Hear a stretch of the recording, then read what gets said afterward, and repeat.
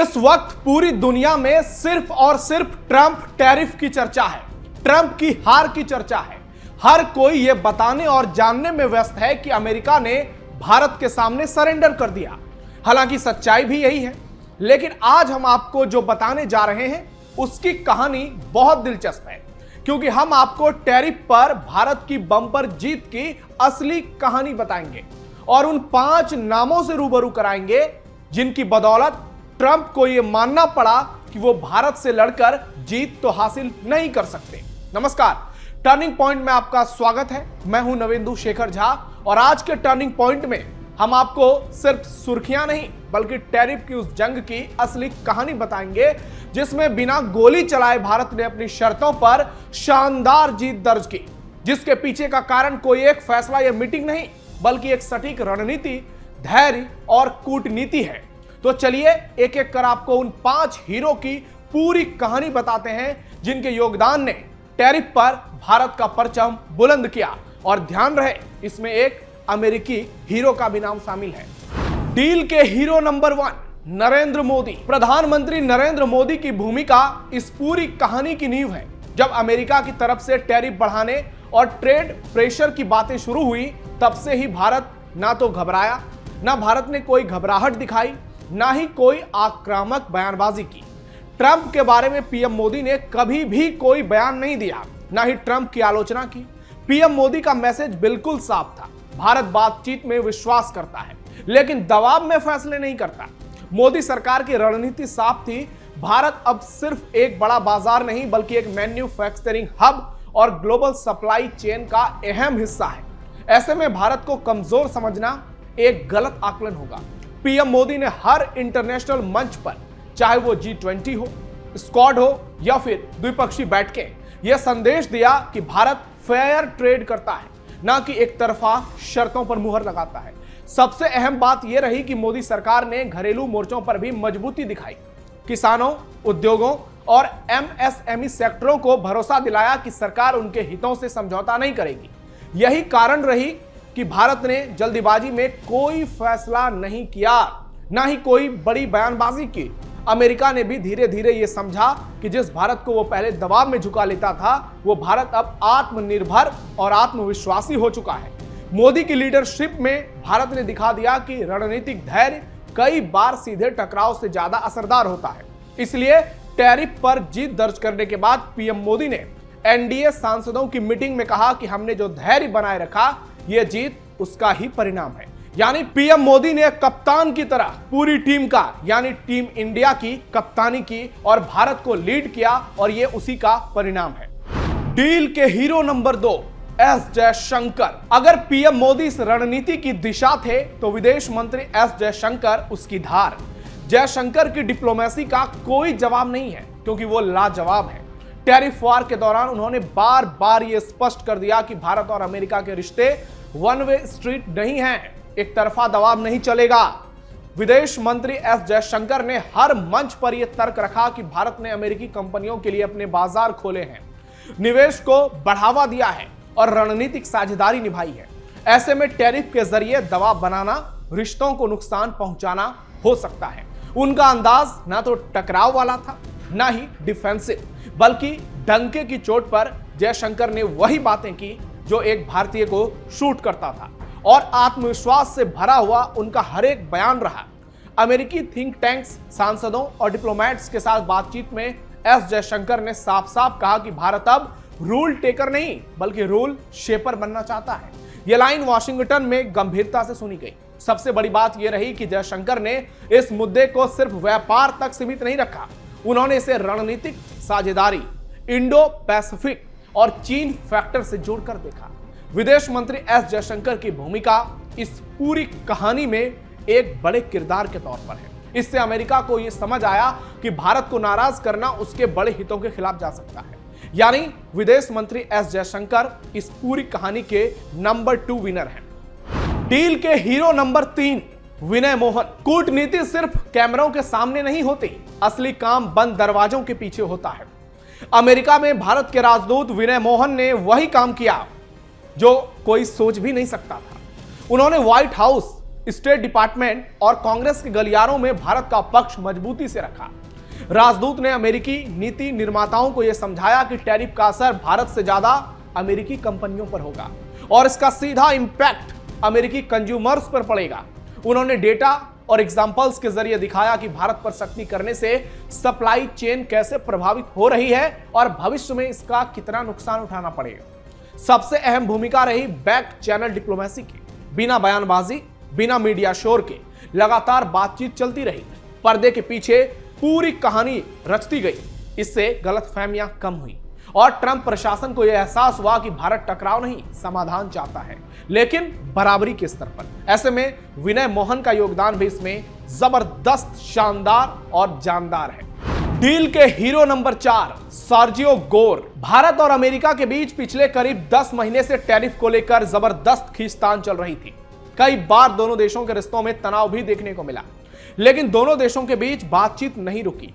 बीच बीच America के राष्ट्रपति Donald Trump PM Narendra Modi को अपना प्रिय मित्र बताते रहे। एक बार नहीं, कई बार ट्रंप ने मोदी को अपना शानदार दोस्त बनाया। कई मौकों पर, कई मंचों से सीधे ये बातें कही। इसके बदले में नरेंद्र मोदी ने भी ट्रंप को अपना दोस्त बताया। टैरिफ को लेकर दोनों देशों के बीच लगातार बैठकें चलती रही, लेकिन जब से सर्जियो गोर ने भारत में अमेरिकी राजदूत का पद संभाला, तब से ट्रेड डील को लेकर तस्वीरें साफ होने लगी, तस्वीरें बदलने लगी। सर्जियो गोर ने अमेरिकी राजदूत यानी United States ambassador to India का पद 12 जनवरी को ही संभाला था। जी हां, 12 जनवरी 2026, 21-22 दिन पहले। उन्होंने पद संभालते ही कहा था कि भारत और अमेरिका के बीच सब कुछ ऑल इज वेल है, बातचीत सकारात्मक दिशा में चल रही है, जल्द अच्छे परिणाम आने वाले हैं। इससे पहले गोर white house presidential personal office के डायरेक्टर थे। अमेरिकी राष्ट्रपति ट्रंप के भरोसेमंद सहयोगी के तौर पर इनकी पहचान है। ट्रंप ने इसलिए गौर को भारत में कमान सौंपी, ऐसे वक्त पर सौंपी जब भारत और अमेरिका के रिश्तों में टैरिफ और व्यापार मुद्दों को लेकर तनाव बढ़ा। राजदूत के पद पर नियुक्ति के तुरंत बाद गौर ने कहा कि भारत और अमेरिका के बीच ट्रेड डील की बातचीत जारी है और दोनों देशों को इसे अंतिम रूप देने पर मिलकर काम करना चाहिए। अपने नियुक्ति के अगले दिन यानी 13 जनवरी 2026 को ही भारत और अमेरिका के अधिकारियों के बीच ट्रेड डील पर बातचीत के एक साफ संकेत मिल गए। इसके बाद उन्होंने कहा कि दोनों देशों के बीच करीब 7 दौर की बैठकें हो चुकी हैं और सब कुछ सकारात्मक दिशा में है। डील के ऐलान के बाद सर्जियो गोर ने कहा कि भारत और अमेरिका के रिश्तों में अनंत संभावनाएं हैं और यह समझौता दोनों के लिए एक लैंडमार्क मोमेंट है।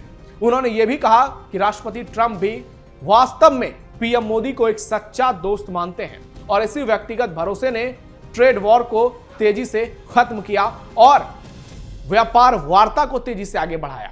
इस बीच सर्जियो गोर की नियुक्ति के 21वें दिन ही भारत और अमेरिका के बीच ट्रेड डील का ऐलान हो गया। कहा जा रहा है कि इस डील को अंतिम रूप देने में अमेरिकी राजदूत की बड़ी भूमिका रही, क्योंकि ये डोनाल्ड ट्रंप के बेहद करीबी हैं और उन्हें यह जिम्मेदारी दी गई।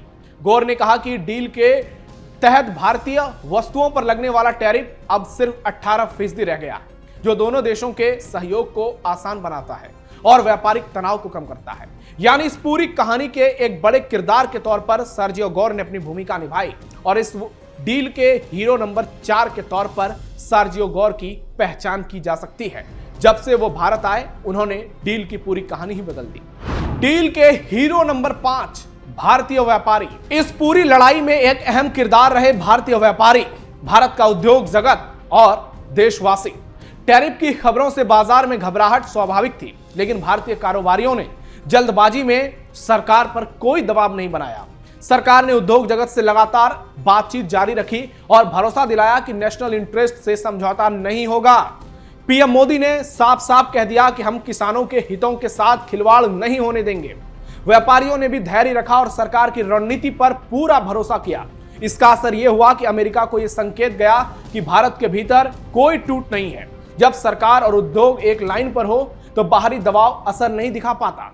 यही भारत की बड़ी ताकत बनी। पीएम मोदी और भारत सरकार के साथ ये तमाम लोग चट्टान की भांति खड़े रहे। देश में विपक्ष के झांसे, विपक्ष के विरोध और विपक्ष की गुमराह करने वाली बातचीत के बीच भी इन्होंने देश के पीएम और सरकार पर भरोसा जताया। इसलिए पीएम मोदी ने अपने ट्वीट में लिखा, ये 1.4 अरब भारतीयों की जीत है।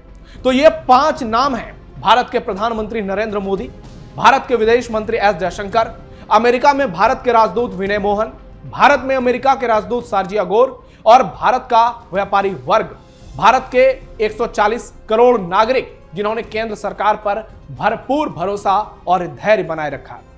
तो इन पांचों की एक तपस्या काम आई और इसे आप छोटी मोटी जीत मत समझिए, इसका एक बहुत बड़ा इंपैक्ट होने वाला है, क्योंकि $500 बिलियन का कारोबार इससे जुड़ा हुआ है, इससे भारत का भविष्य जुड़ा हुआ है, इससे अमेरिका भारत की दोस्ती की नींव जुड़ी हुई है और यही तय करेंगे आने वाले समय में अब सुपर पावर की भूमिका में सिर्फ अमेरिका नहीं होगा, भारत भी मजबूती से पूरी दुनिया में आगे बढ़ेगा। इसलिए एनडीए सांसदों की मीटिंग में आज पीएम मोदी ने कह दिया, हमने जो धैर्य रखा उसका परिणाम मिला।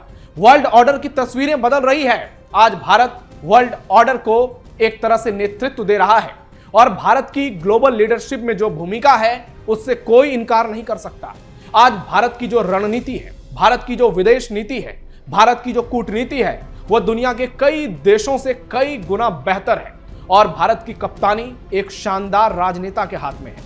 टैरिफ वॉर पर ट्रंप की यह हार, भारत की यह जीत, यह बताती है कि यह नया भारत वाकई में नया है। यह ना किसी से डरता है, ना किसी को डराता है, सबको साथ लेके चलता है। यानी ना हम किसी को आंख दिखाएंगे, ना हम अपनी आंखें झुकाएंगे, लेकिन हम आंख मिलाकर लोगों से बातचीत करेंगे, चाहे वो पाकिस्तान हो, बांग्लादेश हो या फिर दुनिया का सुपर पावर अमेरिका हो। भारत किसी के सामने नहीं झुकेगा और जरूरत पड़ेगी तो भारत के साथ 150 करोड़ हिंदुस्तानी चट्टान की तरह खड़े रहेंगे, देशभक्ति का परिचय देंगे और बताएंगे जब देश मुश्किल दौर में रहा तब कैसे भारत के नागरिकों ने देश की लोकतांत्रिक व्यवस्था पर भरोसा रखते हुए भारत को एक बड़ी जीत की ओर ले गए। और आज इस जीत के असली नायक भारत के देशवासी भी हैं।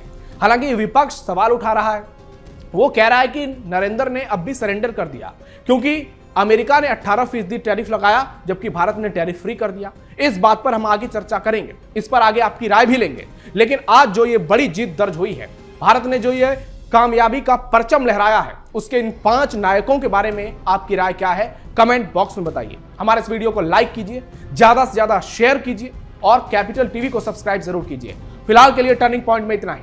धन्यवाद। जय हिंद।